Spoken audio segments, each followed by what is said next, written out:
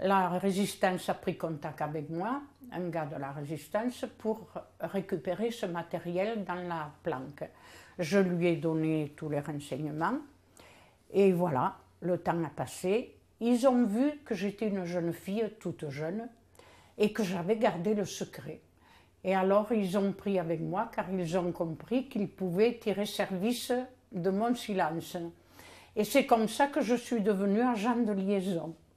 Me donner le matériel, des paquets ou des messages, ça dépend de ce que l'état-major lui donnait.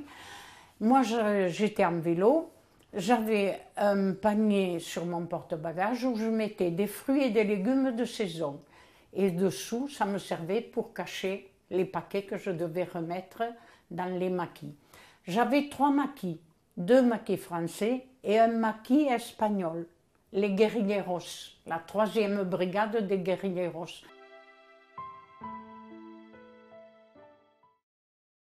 La milice occupait le lycée de Foix à l'époque.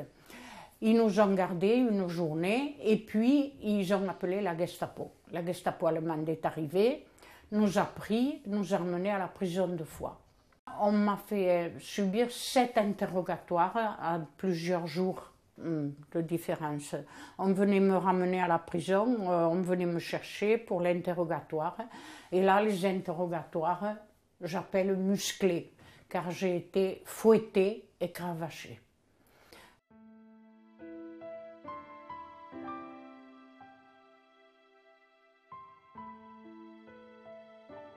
Juillet et août, vous vous rendez compte, dans des wagons à bestiaux enfermés, c'était des fours roulants, ce qui fait que la soif a été terrible.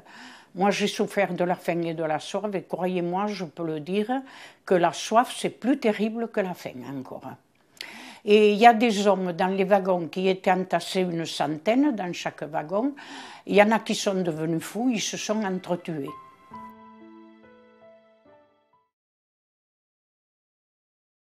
Quand on est arrivé au camp de Ravensbrück, on était tendu de la tête aux pieds. Quand on sort de là-dedans, tendu de la tête aux pieds, mais surtout la tête, hein, ce qui se voit le plus, eh bien, la plupart pleuraient. On pleurait de découragement, de désespoir. Et il y en a qui nous ont dit « Mais non, ne pleurez pas, ne leur faites pas voir que vous avez de la peine. Au contraire, riez, chantez, chantez. » Alors, on a dit « On va chanter la Marseillaise. » Et il y en a qui nous ont dit, des anciennes « Non, surtout ne chantez pas la Marseillaise, vous allez vous faire massacrer. » Alors, on a chanté le chant du départ.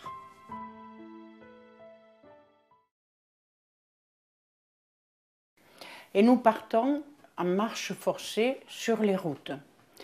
Et il a bien nommé la route de la mort, car c'est mon souvenir le plus beau de fraternité, de solidarité que j'ai ramené de là-bas, et pourtant j'en ai d'autres, de souvenirs de solidarité, fraternité du camp. Mais celui-là, c'est le plus beau, car celle ou celui, parce que nous étions 2 colonnes, celle ou celui qui ne pouvait pas marcher, le garde lui flanquait une balle dans la nuque et restait dans les fossés allemands. Et nous avons un groupe surtout de jeunes qui étaient un peu plus, parce que nous étions un peu dans les dernières, on était un peu moins diminués que les autres. On a juré que nos compagnes ne resteraient pas dans les fossés allemands avec une balle dans la tête. Et c'est pour ça que je dis le plus beau geste de fraternité que en tant que souvenir de cette époque-là.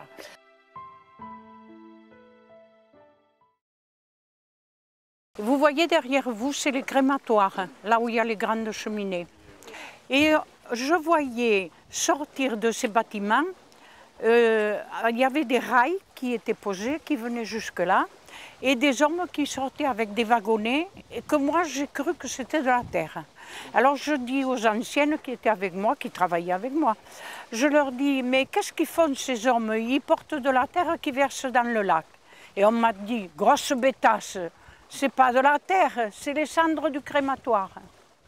Alors vous voyez, dans ces eaux, c'était tout gris et la végétation ne poussait pas, tellement il y a eu une quantité de cendres.